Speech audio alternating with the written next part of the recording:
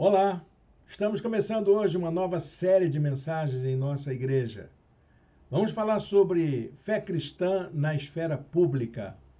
Essa expressão que na teologia já ganhou grandes proporções, já influenciou muitos pensadores em todos os segmentos, sejam católicos, protestantes, pentecostais, conservadores, e até mesmo pessoas do segmento mais calvinista, mais progressista, enfim, todos os setores têm pensado nessa questão da prática da religião no meio social, na vida em sociedade, que é o lugar onde a gente deve viver como cristão. É assim que Jesus ensinou a todos nós. Viver como cristão no mundo é uma prática que todos nós deveríamos levar a sério. Viver a nossa fé no mundo, como que a gente pratica isso. Jesus se importou com isso? A grande pergunta que eu quero fazer é o que Jesus tem a dizer sobre a prática da fé cristã na esfera pública. Vamos juntos? Nós vamos começar hoje, serão 8 mensagens que estaremos apresentando aqui durante esses dias. Vamos até o final do mês de abril, quando encerraremos a nossa série. E eu espero que isso ajude a gente a tomar decisões importantes nesse ano de 2026, ano de grandes decisões para a sociedade brasileira, mas também de outras nações, que vão ter processos eleitorais, que vão ajudar a gente a dar rumo à nossa sociedade. Para a gente que já está acostumado, todo ano eleitoral tem essa mesma história, não é mesmo? A influência da política na vida da religião. E eu gostaria que a gente pudesse pensar sobre isso. Para a gente poder ter uma atitude para não permitir oportunistas, pessoas que estão interessadas em exercer uma política nociva para ganhar espaço nos púlpitos das igrejas, na nossa religião. Isso é um problema que vem se alastrando nos últimos tempos e acho que nós precisamos levar mais a sério isso, né? Acho que a gente precisa ser mais zeloso com o espaço religioso ou com a prática da nossa fé para que a gente possa fazer a coisa certa. Eu não estou preocupado em fazer a política certa, se você é de esquerda ou se é de direita. Eu não estou preocupado com isso. Quem você vai defender como candidato? Isso é um princípio que eu tenho na minha igreja, embora eu tenha a minha posição, embora eu saiba, eu gosto de fazer a escolha dos meus candidatos em quem eu vou votar, sempre voto conscientemente naqueles que eu entendo que são representantes daquilo que eu penso e que podem fazer uma prática que seja justa, que seja democrática. Sempre estou preocupado com isso, mas eu não uso o púlpito da minha igreja, eu não uso os espaços da minha igreja para defender candidato, defender partido, defender ideologia. A minha ideologia é Jesus, é com ele que eu estou comprometido, é com a mensagem de vida que ele tem, de justiça, de paz, que ele propôs para cada um de nós. É a mensagem de amor ao próximo, é a mensagem da transformação das condições de vida para aqueles que são mais vulneráveis. Essa é a minha política. É disso que eu estou comprometido, é isso que a igreja tem que se envolver. E nós vamos falar sobre isso com toda a liberdade. Nós vamos explorar alguns temas, como a questão da política, a questão dos direitos humanos, a questão da justiça, a questão da laicidade, a questão também das práticas culturais. Enfim, tem tanta coisa para a gente pensar, não é mesmo?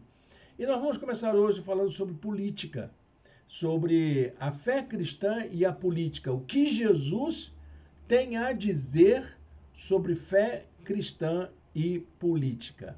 Como você sabe, a gente sempre prepara uma apresentação e eu preparei uma apresentação para hoje. Quero compartilhar com você para a gente ler a palavra de Deus juntos.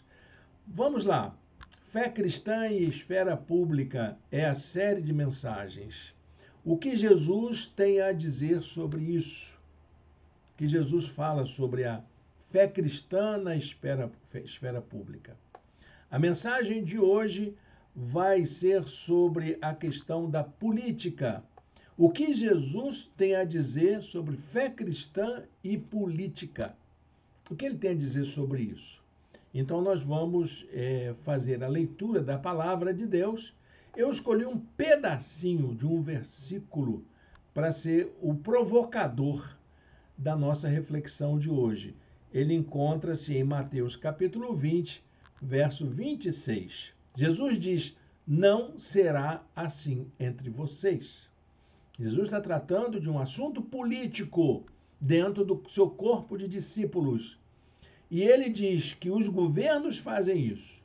Os governos disputam. Os governos fazem narrativas, mas não será assim entre nós. Nós não vamos nos pautar por isso. É isso que Jesus quer dizer. Deus abençoe a leitura da sua santa palavra.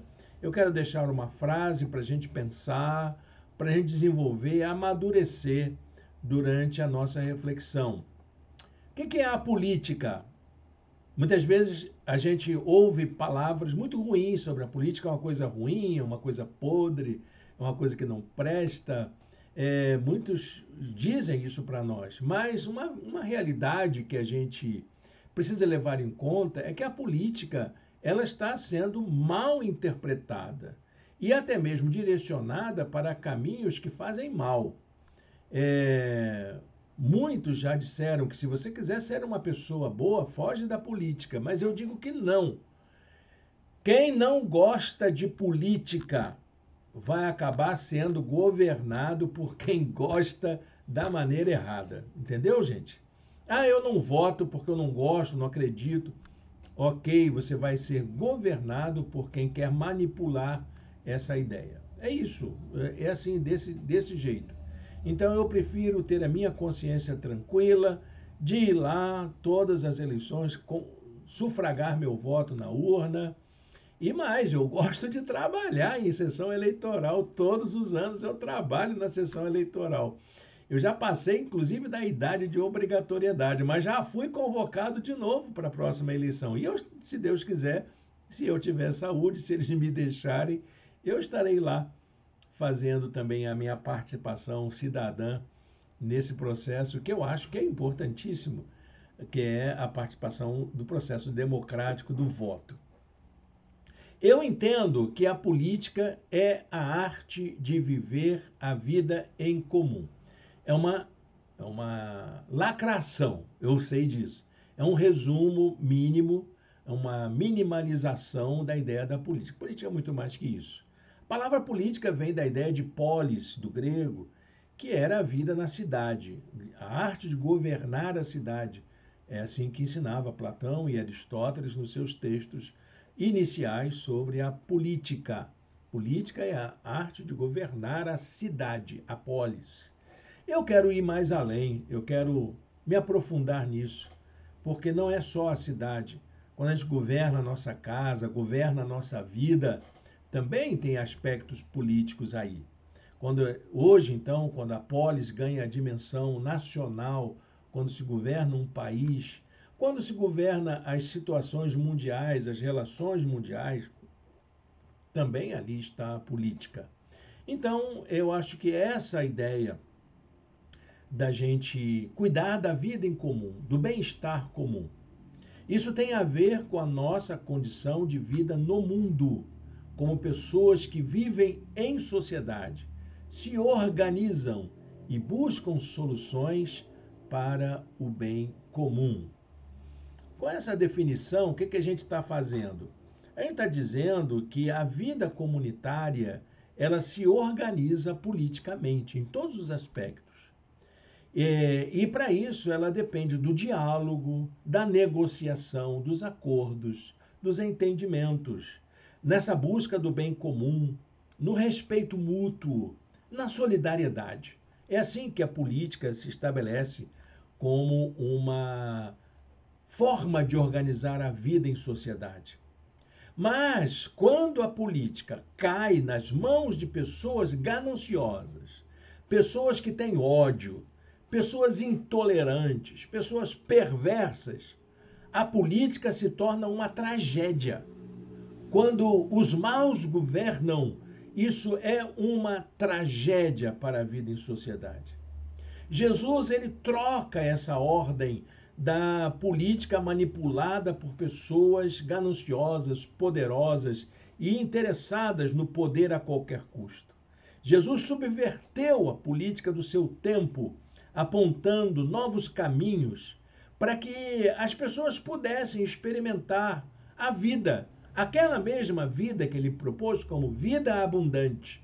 Eu vim para que tenham vida e a tenham em abundância, para que nós pudéssemos expressar uma alegria de viver, de ter prazer em viver com dignidade no mundo, mas também para nós construirmos um tempo de paz, um ambiente onde as pessoas possam conviver em harmonia.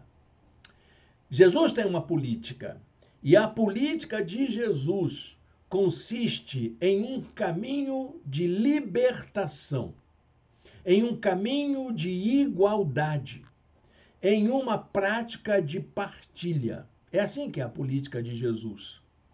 Há um episódio interessante, que é o que nos desperta a atenção para o texto que lemos no começo, que é quando ele tratou diretamente dessa perspectiva política dele. Foi quando a mãe dos filhos de Zebedeu, era Tiago e João, ela vem a Jesus e faz um pedido inusitado.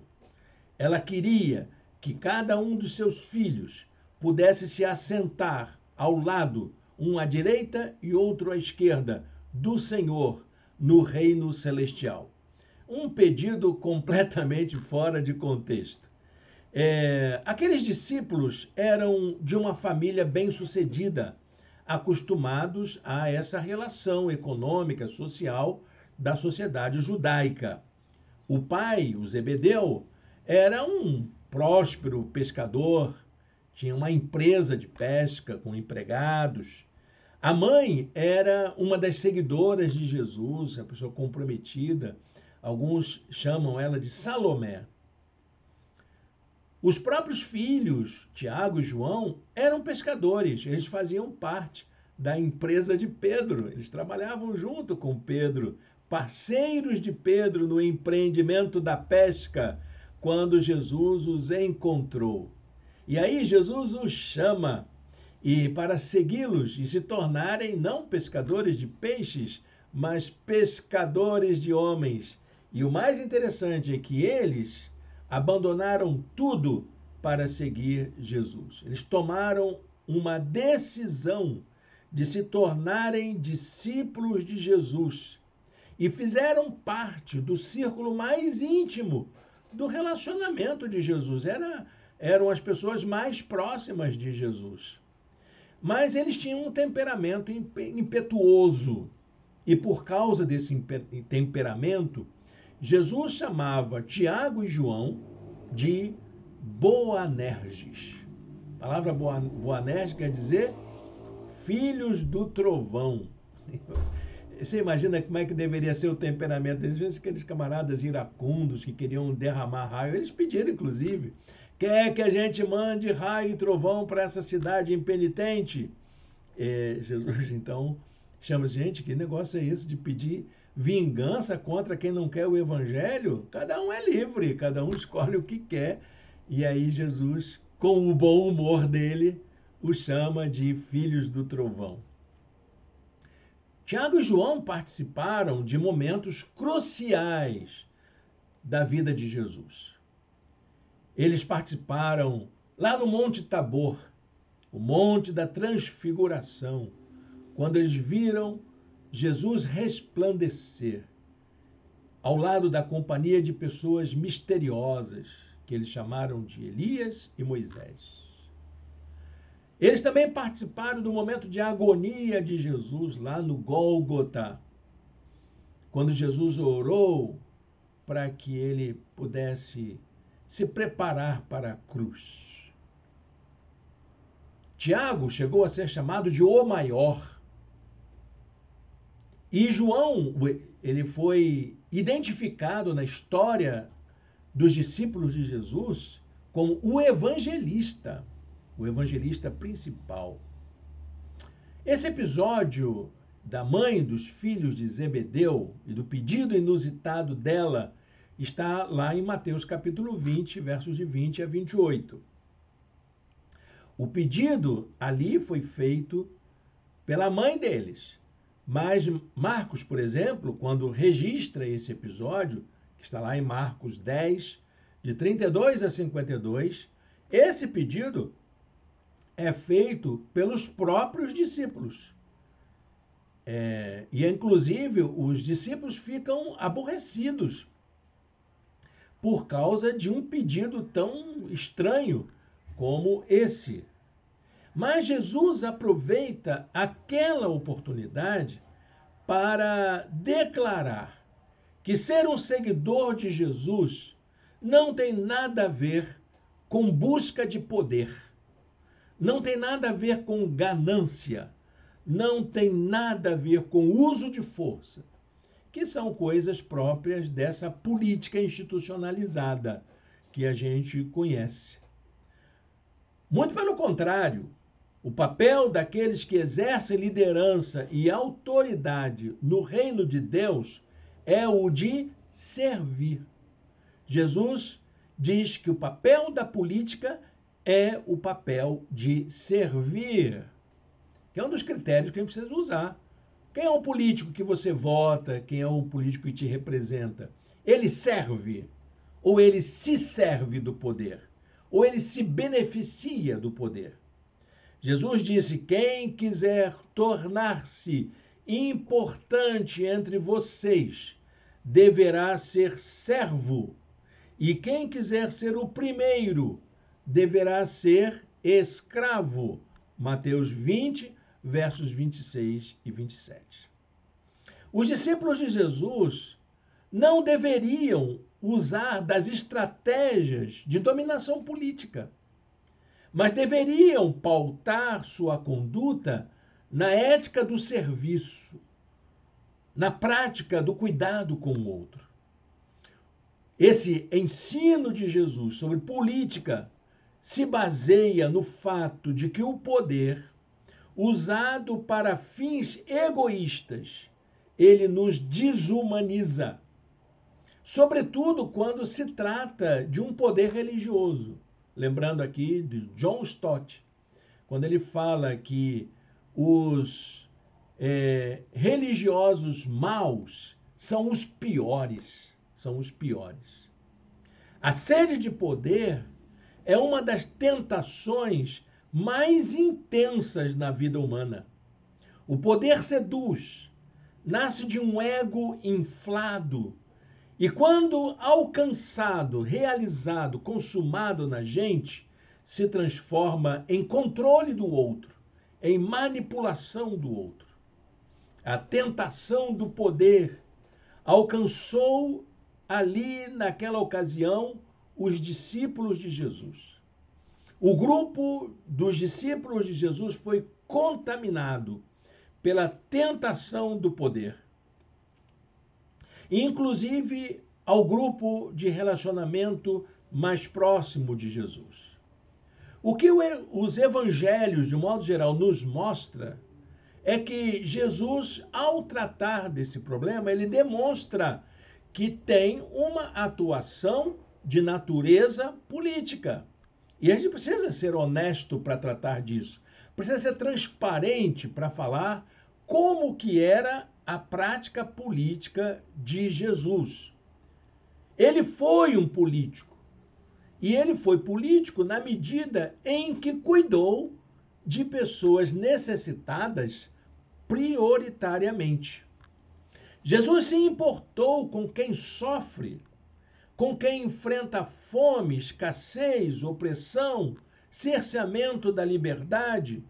Jesus proclamou a liberdade, ele proclamou esperança para todas as pessoas que vivem sob qualquer forma de opressão.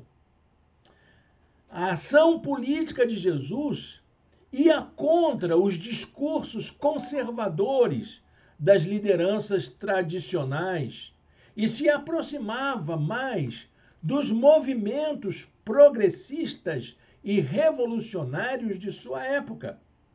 Tanto que Jesus foi considerado pelas próprias lideranças conservadoras como um agitador. Os acusadores de Jesus disseram: ele provoca revoltas em toda a Judéia com seus ensinamentos, começando pela Galileia e agora aqui em Jerusalém. Lucas 23, verso 5. Muitos daqueles que o admiravam por causa do seu ensino, da sua prática, queriam que ele fosse um revolucionário para libertar o povo do regime opressor romano que era imposto sobre Israel naquele momento.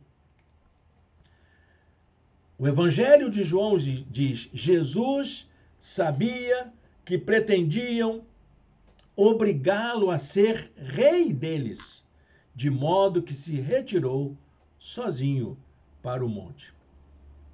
Eu fiz um levantamento das ações de Jesus com a política. Vejam só. Jesus se opôs aos partidos da elite judaica, tanto os fariseus quanto os saduceus, que eram partidos políticos daquela época. Jesus propôs uma ação revolucionária, baseada não na guerra, não na luta armada, mas no amor.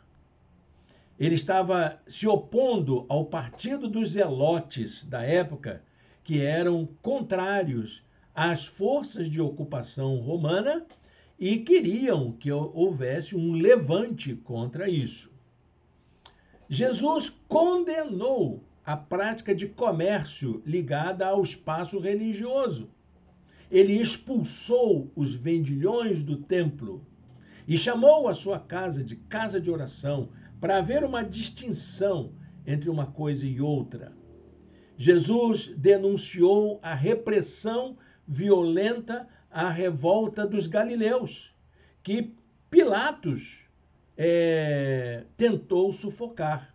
Houve uma repressão agressiva, violenta. Está lá em Lucas, capítulo 13, versos de 1 a 5. Jesus criticou autoridades políticas, como Herodes, que era o rei, tetrarca, chamando-o de raposa. Raposa, a gente sabe o que é um animal malandro, espertalhão, oportunista. Era o símbolo desse oportunismo. Jesus rejeitou o uso de armas para sua defesa quando ele foi preso. E mais, Jesus foi preso, torturado e morto como um prisioneiro político, sob um regime de poder opressor e com o uso dos aparatos repressores do Estado naquela época. Não há como a gente negar isso. De modo que esse Jesus político, ele teve ensinos sobre política. Vamos agora fazer um levantamento do que Jesus ensinou sobre política. Eu vejo 4 lições importantes. 4 lições que falam daquilo que Jesus ensinou sobre política. Primeira lição: a mensagem de Jesus é dirigida para os mais pobres e para os pequeninos. Você pode não gostar disso, mas é o que o Evangelho diz. Jesus tinha um manifesto político quando ele pregou o seu sermão na sinagoga.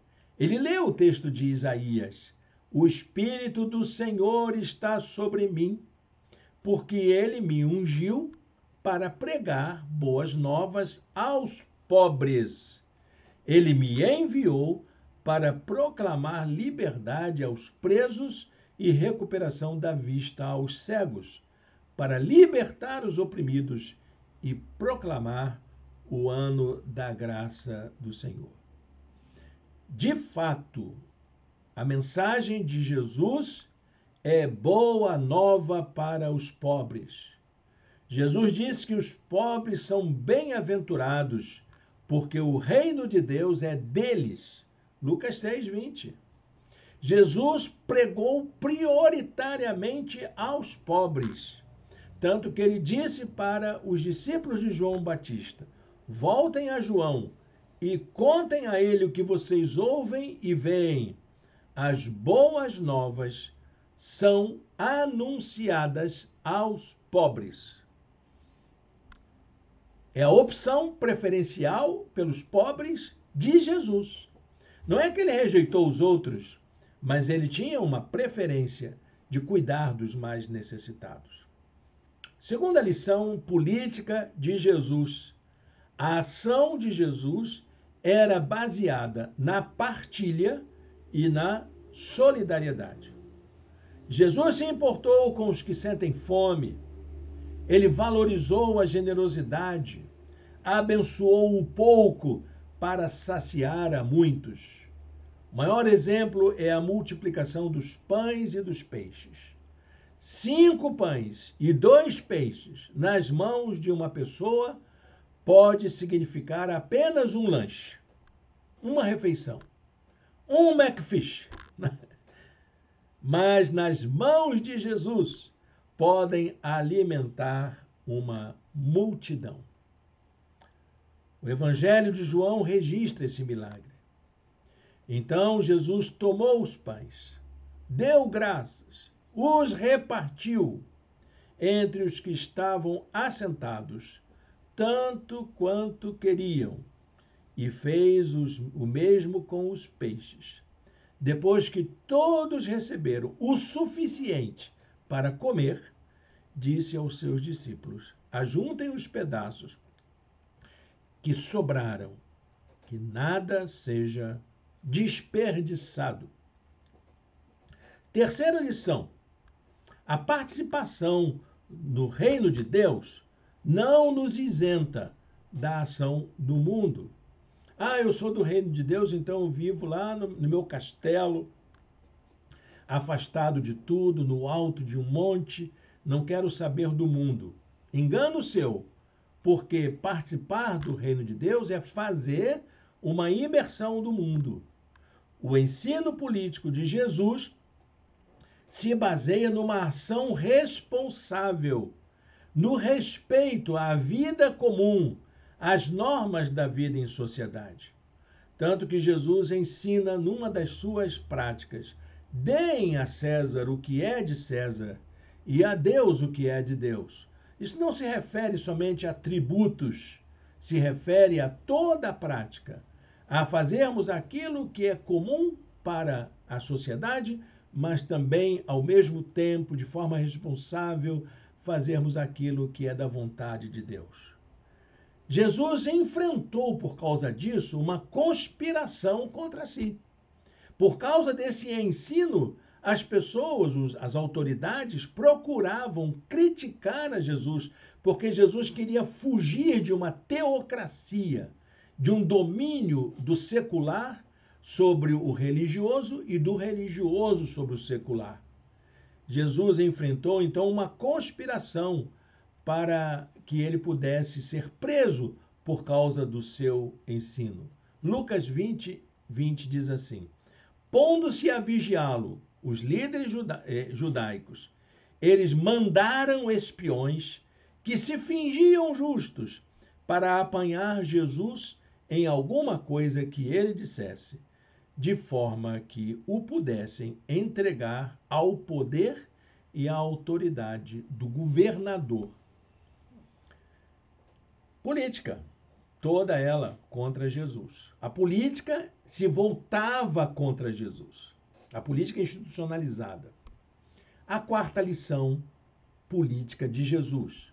O reino de Jesus não segue a lógica dos reinos do mundo. Jesus declarou diante de Pilatos, governante da Palestina, que o reino de Deus não pertence a este mundo de maldade, a este mundo perverso, a esse mundo de engano, de ganância, de corrupção. O reino de Deus não é deste mundo. A lógica do reino de Deus, ao contrário, é baseado na justiça, na verdade, na paz, no amor. Jesus disse para Pilatos: o meu reino não é deste mundo. Se fosse, os meus servos lutariam para impedir que os judeus me prendessem. Mas agora, o meu reino não é daqui. Não é dessa injustiça. Não é dessa perversidade.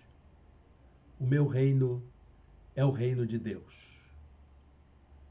A gente está vendo, então, a partir dessas 4 lições, que a política de Jesus priorizava pessoas, visava o bem-estar das pessoas, visava a convivência pacífica entre as pessoas, visava a prática da justiça no mundo.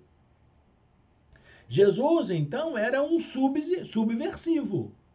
Ele era o subversivo de Nazaré, que apontou caminhos de libertação e de esperança que ressoam até os nossos dias atuais. A mensagem central de Jesus, que ecoa para nós, é a mesma que se encontra em João capítulo 8, verso 36. Se o Filho os libertar, vocês serão de fato livres. Amém? Que essa mensagem encontre lugar no seu coração. Que isso faça de você uma pessoa mais atuante, mais envolvida, mais comprometida com o bem-estar, com a dignidade das pessoas, com um mundo mais humano, um mundo melhor, para a gente poder viver juntos e juntas, como pessoas amadas por Deus. Amém? Feche seus olhos, fale com Deus. Senhor Deus, eterno Pai, muito obrigado por esta palavra. Que ela encontre lugar em nosso coração. Que a gente possa participar da vida pública, das ações no espaço público, de forma consciente, como cristãos e cristãs, comprometidos com a justiça, com o amor, com o respeito mútuo, com a partilha, com a solidariedade. Que nós possamos saber fazer distinção entre o joio e o trigo. Sabermos distinguir o que é uma política que faz bem e uma política nociva. E que nós sejamos, ó Deus, arautos da mensagem de paz e de harmonia para um mundo que se perdeu de si mesmo. Transforma a nossa vida, Senhor, em nome de Jesus. Amém. Amém, meu irmão, minha irmã, com muita alegria que a gente chega ao final da nossa reflexão de hoje. Quero dar um abraço aos nossos irmãos e irmãs, que a gente possa aí ter mais força para caminhar nessa nova série de mensagens que nos acompanha. Ajude a gente a divulgar, compartilhe em suas redes sociais, siga o nosso canal aqui no YouTube e também curta a transmissão aqui para promover engajamento. Muito obrigado. Desejo para você um bom restinho de domingo e uma semana de paz e de alegria na presença do Senhor. Se estivéssemos na igreja, um abraço na pessoa que está mais perto de você. Deus o abençoe, Deus a abençoe.